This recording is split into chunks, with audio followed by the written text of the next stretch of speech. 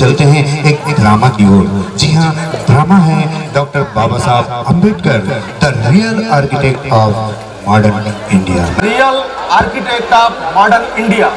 तो आप लोग हमारे साथ एंजॉय कीजिए, ध्यानपूर्वक देखिए।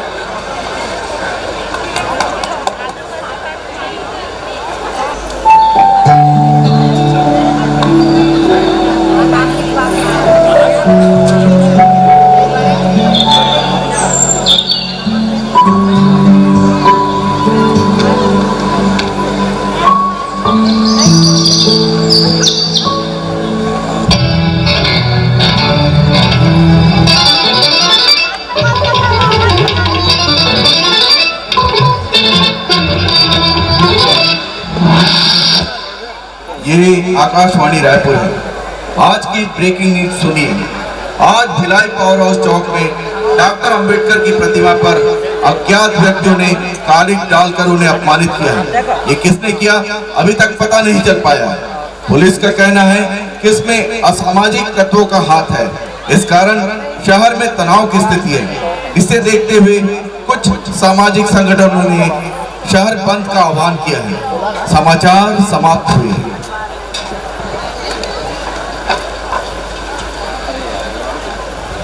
अरे कहाँ हो तुम लोग? जल्दी आ, मैं यहीं खड़ा हूँ और बाकी लोग को भी तैयार होने के लिए बोल दो। हाँ जल्दी आओ। जय भीम भाऊ। जय भीम, जय भीम, जय भीम। सुनो, तुम सुपेला चौक चले जाना, ठीक है? तुम पावर हाउस चौक चले जाना और तुम दोनों चौकों में बारी बारी से निगरानी करना, कोई गलती ना होने पाए। ठीक है भाऊ? जय भीम।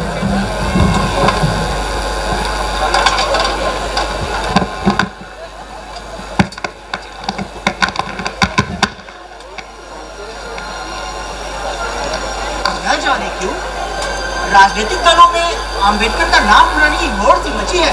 अरे क्यों ना हो भाई, 85% ST, SC, OBC vote bank इस देश में है। तभी तो ये जो भी करे राजनीतिक दल इनका साथ देते हैं। सही कह रहे हो भाई। अब आज ही की बात ले लो, अरे सारा शहर बंद करवा दिया। कितनी परेशानी हुई होगी लोगों को। अरे इतना ही प्रेम है अपने अंबेडकर से तो काली साफ कर देते, बात वहीं तक पहुंच जाती। माफ करना भाई साहब, अगर कोई आपके पिताजी के मुंह पर काली पोत दे तब सवाल से बात करो। तुम्हारा दोबारा क्या बिगड़ा है? अंदर का प्रेम जाग उठा। क्यों? तुम्हारे पिताजी ने किसी का कुछ नहीं बिगाड़ा, फिर अंबेडकर जी ने किसी का क्या बिगाड़ा? क्यों दलित कम्युनिटी के अलावा बाकी लोग उनका सम्मान नहीं करते? जबकि सच्चाई ये है, he is the real architect of modern India। अरे तवज्जो क्यों देते हो अंबेडकर को? तवज्जो क्यों देते हैं? सुनोगे? मगर एक शर्त पर, यदि बीच में बोलना नहीं, लेकिन बताओ आप इनको। हाँ, हम भी तो सुने क्या किया तुम्हारे अंबेडकर ने। बोलो बोलो। सुनना चाहोगे? बोला तो चलिए, मैं तुम्हें एक सामान्य परिवार की कहानी सुनाता हूँ। यह परिवार आपके और मेरे जैसा है, बिल्कुल तुम्हारी तरह और हमारी तरह। तो चलिए हम देखते हैं उनकी कहानी।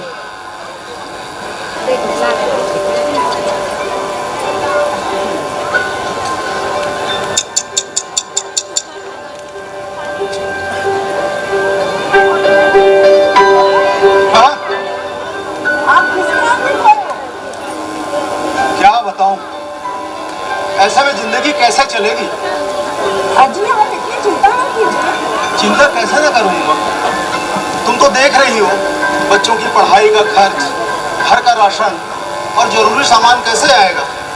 जो कुछ पैसे जमा थे मेरे इलाज में खर्च हो गए, और तो और नौकरी भी ना रही।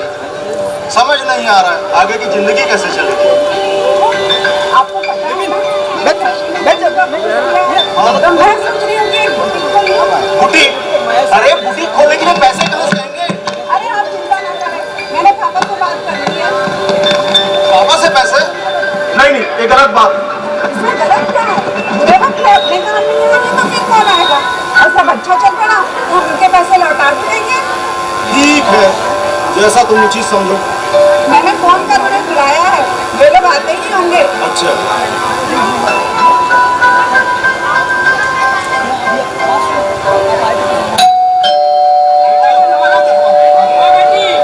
जी पापा। आइए आइए। जय भीम आइए आइए आइए।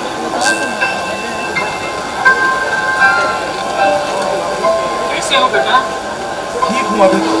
बेटी उमा, हमें तुम्हारी बात ठीक लगी। तुम्हारी सोच बहुत अच्छी है। जी पापा, मैं दुनिया को बताना चाहती हूँ कि विकट परिस्थितियों में पुरुषों के मुकाबले एक बेटी पत्नी भी अपना घर संभाल सकती है। शाबाश बेटी, मुझे तुझ पर गर्व है। रही पैसों की बात तो मैं कहीं से व्यवस्था कर लूंगा। मगर पापा, हम रुपयों की व्यवस्था कहाँ से करेंगे? बेटा, कुछ न कुछ तो करना होगा। अगर कहीं से पैसे की व्यवस्था नहीं हुई तो मैं अपना घर बेच दूंगा। तुम दोनों को आधा आधा रुपया देकर मैं अपने गांव चले जाऊंगा।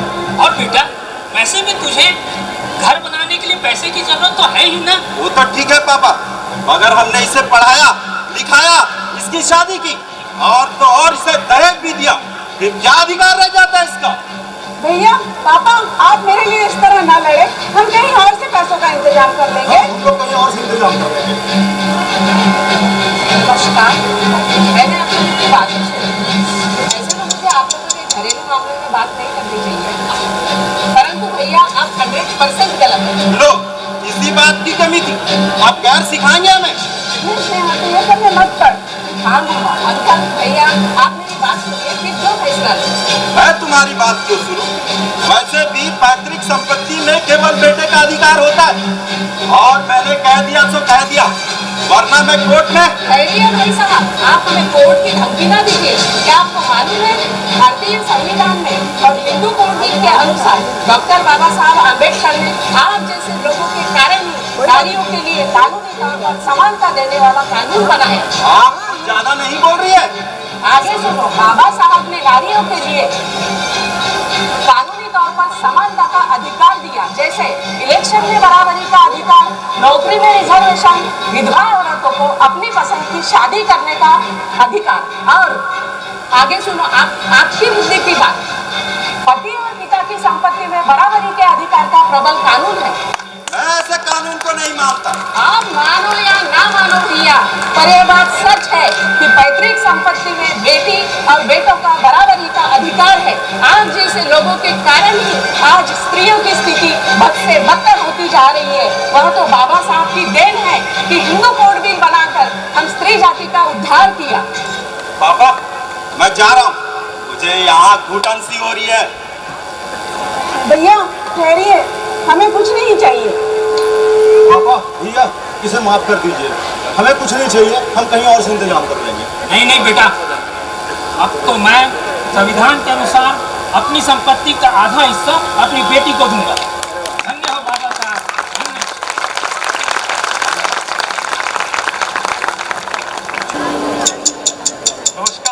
नमस्कार नमस्कार। मैंने आप लोगों को बुआ के बारे में बताया था, यही है वो।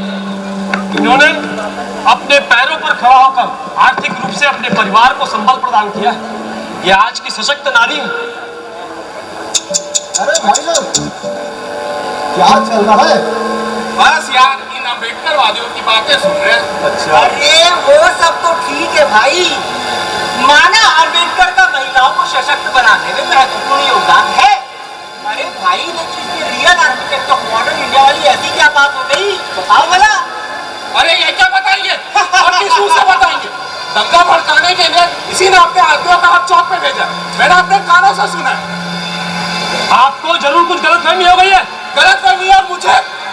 तुमने हर चौक पे अपने आदमियों को नहीं भेजा, मैंने अपने कानों से सुना है। मैंने अपने आदमी जरूर भेजे थे, पर इस कारण से नहीं कि दंगा भड़काया जा सके। बंद के दौरान अगर कोई घायल हो जाए या फिर कहीं दंगा भड़क जाए तो उन्हें अस्पताल पहुंचाया जा सके।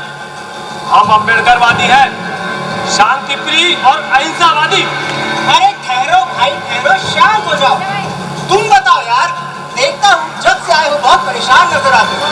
हाँ भाई, परेशानी की बात तो है। मेरी बेटी की कॉलेज की फीस जमा करनी है, कल अंतिम दिन है।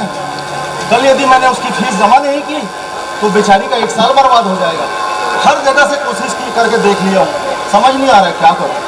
ओ, ये तो बड़ी गंभीर समस्या है। क्यों भाई, तुम्हारे अम्बेडकर के पास इस समस्या का क्या समाधान है, बताओ। बताता हूं। ठीक, पहले मैं उन भाई साहब की बात का उत्तर दे दूं कि Ambedkar ji real architect of modern India कैसे। ज्यादातर लोग यह मानते हैं कि अंबेडकर जी दलित समाज के उद्धारक एवं संविधान निर्माता, पर सच्चाई यह है 40 के दशक में जब इस देश की आर्थिक नीतियां बन रही थी, तब कैबिनेट मंत्री रहते हुए उन्होंने पेयजल, सिंचाई व्यवस्था, जल प्रबंधन, अर्थव्यवस्था एवं औद्योगिक नीति बनाने में अपना प्रमुख योगदान दिया है। बिल्कुल सही कहा आपने। वे बहुमुखी प्रतिभा के धनी थे। वे एक समाजशास्त्री, अर्थशास्त्री, राजनीतिज्ञ, पत्रकार व समाज के मार्गदर्शक एवं अनुसंधानक माने जाते हैं। सन 42 में श्रम मंत्री रहते हुए उन्होंने श्रमिकों के लिए कई काम किए, जैसे पेंशन, साप्ताहिक अवकाश, श्रम कल्याण निधि इत्यादि करके वे मजदूरों के मुक्तिदाता बने। विधि मंत्री रहते हुए उन्होंने महिलाओं के उत्थान के लिए एवं समाज में समानता का एवं उन्हें सशक्त बनाने के लिए हिंदू कोड बिल बनाया। महिलाओं की शिक्षा, नौकरी में आरक्षण तथा गर्भावस्था के दौरान चिट्ठी का प्रावधान किया। अंबेडकर जी मानते थे कि किसान इस देश की अर्थव्यवस्था की रीढ़ है। उनके बिना इस देश की अर्थव्यवस्था को बल नहीं दिया जा सकता। इस कारण से उन्होंने जर्मन डेलीगेशन CWINC की स्थापना की। सूरजकुंड घाटी परियोजना, हीराकुंड घाटी परियोजना, दामोदर घाटी परियोजना बनाने में अंबेडकर जी ने प्रमुख योगदान दिया। बाबा साहेब बिजली मंत्री रहते हुए केंद्रीय तकनीकी विद्युत बोर्ड का गठन किया। उन्हीं के कारण आज हमारे नेता घर घर बिजली पहुंचाने का श्रेय खुद लेते हैं। सन 2000 में छत्तीसगढ़ और झारखंड राज्य का निर्माण हुआ। छोटे राज्यों की परिकल्पना सन 1945 में बाबा साहब ने की थी। ऐसे दूरदर्शी थे बाबा साहब अंबेडकर। 1 अप्रैल 1935 को RBI बैंक की स्थापना हुई, जो कि बाबा साहब की पुस्तक द प्रॉब्लम ऑफ रूपी its origin and it's solution पे की गई थी। ऐसे हैं हमारे बाबा साहब। भाई साहब, ये पैसे लीजिए और अपने बच्चे की फीस जमा करें। इतने रुपए कहाँ से लाए इतने रुपए, और मुझे अनजान तो आप दे रहे हो। भाई साहब बिल्कुल भी मत घबराइए। ये पैसे हमने अंबेडकर शिक्षा मित्र सोसाइटी से लिए, जो निर्धन छात्रों एवं प्रतिभावान छात्रों की मदद करता है। और यह भी बाबा साहब की पे बैक टू सोसाइटी और सबको शिक्षा मिले इस नीति पर आधारित है। ठीक है भाई साहब, मैं अभी जाकर अपनी बच्ची की फीस जमा करता हूँ। धन्यवाद आपका, और धन्यवाद, बहुत बहुत बहुत धन्यवाद बाबा साहब अम्बेडकर। बाबा साहब हमारे ही नहीं बल्कि पूरे भारतवर्ष के हैं। सही कहा भाई, बाबा साहेब सही मायने में पूरे भारत देश के हैं। वो सही मायने में वही real architect of modern India है। सोचता हूँ भाई कितनी मेहनत करते होंगे। मेहनत इतनी कि उन्हें खुद का होश न रहता। कब खाया, कब सोए, कब कौन आया कौन गया, इसका भी उन्हें ध्यान न रहता। और कुछ बताइए उनके बारे में। जानना चाहेंगे? जी हाँ। तो मैं उनके जीवन की एक सच्ची घटना बताती हूँ। ठीक है।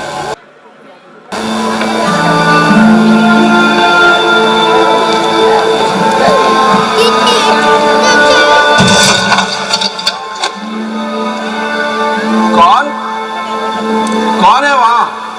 जी, मैं सोहनलाल शास्त्री। अच्छा, तो आप हैं शास्त्री जी।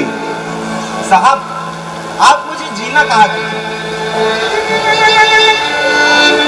देखो, किसी को जी संबोधित करने से कोई पास नहीं आ जाता, और किसी का नाम लेने से कोई दूर नहीं चला जाता शास्त्री जी। ये तो मेरा प्रेम है आपके प्रति। वैसे जल्दी आने को कहा था आपको। साहब, मुझे आए 4 घंटे हो चुके। आप अपने कार्य में इतना व्यस्त थे तो मैंने आपको डिस्टर्ब नहीं किया। कुछ काम बचा था मेरा, सो मैंने कर लिया। फिर देखा फाइलें बिखरी पड़ी, सोचा उठा के रखा। इतने में आपने मुझे देखा। हाँ, अपने समाज के लोगों के लिए एक बहुत बड़ा फैसला लेने जा रहा हूं शास्त्री।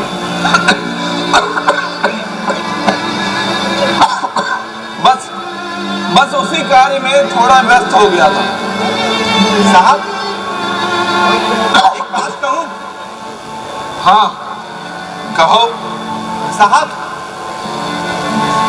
आप अपनी सेहत का ध्यान रखा करें। यूं रात भर जागना। मैं जाग रहा हूं क्योंकि मेरा समाज सो रहा है। मैं उन्हें स्वस्थ वातावरण देना चाहता हूं, उन्हें समानता का अधिकार देना चाहता हूं। मैं आपकी सेहत उसके लिए ठीक होना जरूरी है। आपका शुगर, मैंने आपको दर्द से तड़पते हुए देखा है। शास्त्री, वो रोने की आवाज सुन रहे हो? सुनो, भूखे प्यासे अपने अधिकार के लिए तड़पते मेरे लोग। ऐसा लगता है जैसे कोई मर गया है और घर में मातम सा छा गया है। शास्त्री, मैं आपका डर समझ सकता हूं। उसके लिए आपका स्वस्थ होना जरूरी है।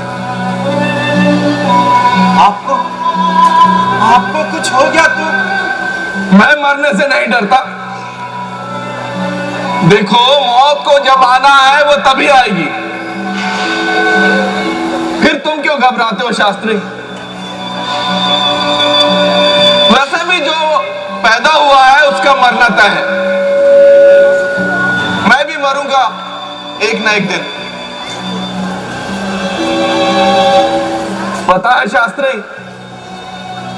मैंने कुछ वर्षों से मौत को अपने कमरे में इधर उधर मंडराते हुए देखा है। दरवाजे की आड़ से स्टडी रूम की तरफ सरकते हुए देखा है। वो सोचती होगी कि मैं उसे नहीं पहचानता, उसकी आहट नहीं जानता। रातों में कई बार मैंने उसे घात लगाकर बैठे हुए देखा है। हो सकता है कि वो मेरी बातें सुन रही हो। क्यों सुन रही हो ना? तो सुनो, मैं तुमसे नहीं डरता। साहब, हाँ, मेरा ये मतलब तो नहीं था। मुझे तो सिर्फ आपकी चिंता रहती है, क्योंकि आप उन करोड़ों लोगों के नायक हैं। नायक? जी, नायक। नायक। पर मेरे जैसा आदमी उस खांचे में कहां आ पाएगा शास्त्री? ना तो मैं ऊंची जाति का हूं और ना नायक बनने की मेरी उम्र रही। देखो बूढ़ा हो चला हूं और कमजोर भी। पहले जैसी ताकत भी अब न रही। बीमारियों का घर हो चला हूं। शास्त्री, फिर भी मेरे लोग मुझे ईश्वर की तरह मानते हैं, लेकिन मैं ईश्वर नहीं हूं शास्त्री। मैं ईश्वर नहीं हूं। मैं तो आप लोग जैसा ही इंसान हूं। आप लोगों की आवाज उन बहरे कानों तक पहुंचा सकूं तो आप लोग मुझे मूक नायक भी कहे तो परहेज नहीं। आप मूक नायक नहीं साहब, गर्जना करने वाले शेर हैं। आप अपने लोगों के लिए जो चाहते हैं वो जरूर मिलेगा। मैं अपने दलित समाज के लोगों के लिए पृथक मतदान चाहता था शास्त्री, परंतु बापू ने भले ही देश की आजादी के लिए आमरण अनशन न किया हो, किंतु कम्युनल अवार्ड के खिलाफ आमरण अनशन करके उसे लागू न होने दिया। ये कैसी दोगली नीति है शास्त्री? ये कैसी दोगली नीति है? एक ओर तो वो उनके हितैषी बनते हैं और दूसरी ओर दूसरी ओर उनका हक मांगने से पीछे नहीं हटते। हिंदू कोड भी, हाँ मैंने देखा है। आपका साथ देने का वादा करने वाले खुद पंडित जवाहरलाल नेहरू ने आपका साथ नहीं दिया।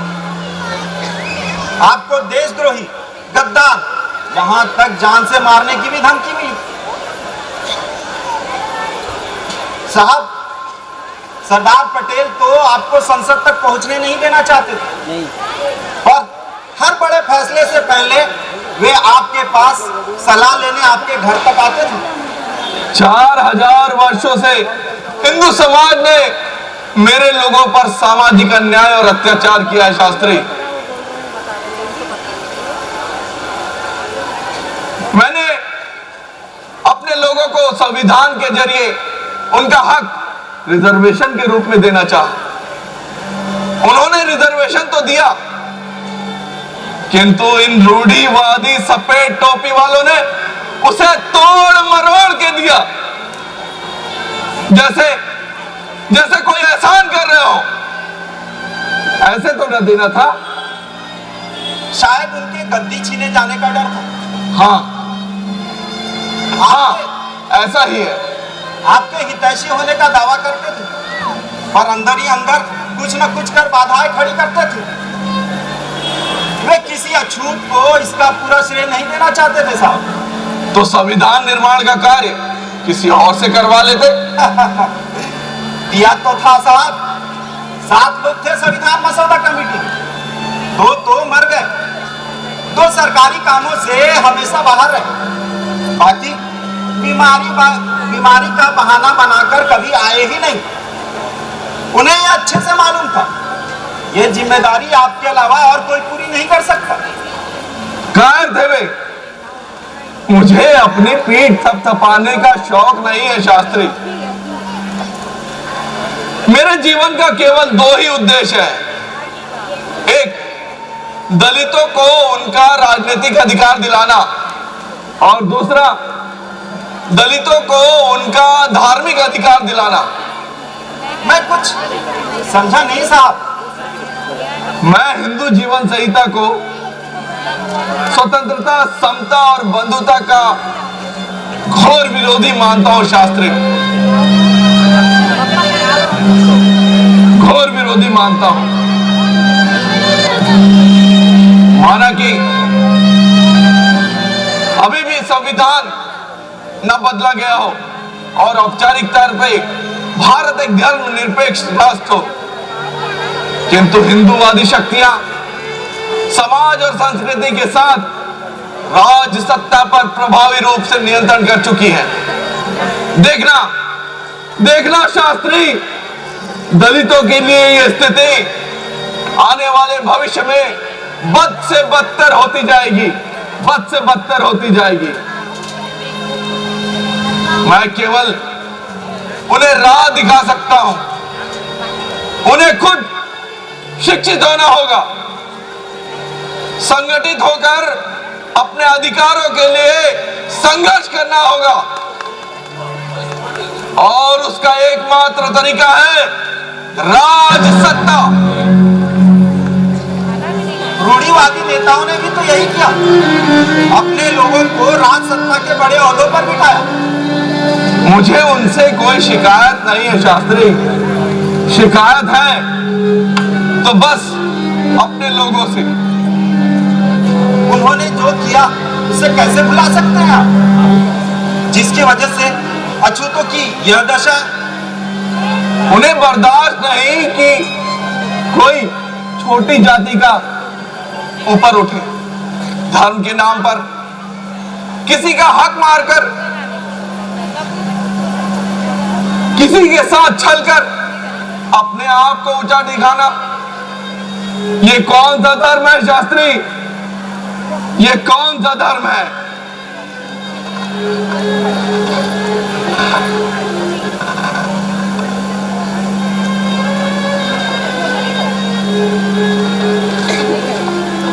मैंने संविधान के जरिए अपने दलित भाइयों को अधिकार दिलाने की कोशिश की, अब वे खुद ही इसे समझे कि कहां खड़े हैं हम। सोचो,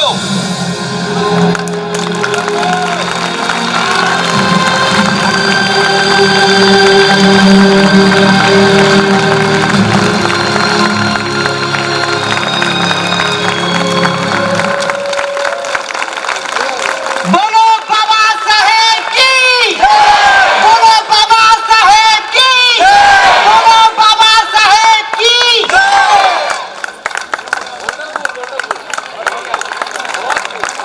देखा आप सभी ने, बाबा साहेब ने इस देश की उन्नति और तरक्की के लिए अपना सब कुछ कुर्बान कर दिया। हमें नाज है बाबा साहेब पर। वो एक मानव ही नहीं बल्कि महामानव थे। तो आइए आज उसके सम्मान पे हम भारत का संविधान का प्रस्तावना पढ़ेंगे। आप सभी अपनी अपनी जगह पर खड़े हो जाइए और अपना हाथ आगे कर लीजिए। हम भारत के लोग भारत को एक संपूर्ण प्रभुत्व संपन्न समाजवादी पंथ निरपेक्ष लोकतंत्रात्मक गणराज्य बनाने के लिए तथा उसके नागरिकों को सामाजिक आर्थिक और राजनीतिक न्याय विचार अभिव्यक्ति विश्वास धर्म और उपासना की स्वतंत्रता प्रतिष्ठा और अवसर की समता प्राप्त कराने के लिए तथा उन सब में व्यक्ति की गरिमा और राष्ट्र की एकता और अखंडता सुनिश्चित कराने वाली बंधुता बढ़ाने के लिए दृढ़ संकल्प होकर अपनी इस संविधान सभा में आज तारीख 26 नवंबर 1949 को एतद द्वारा इस संविधान को अंगीकृत अधिनियमित और आत्मर्पित करते हैं।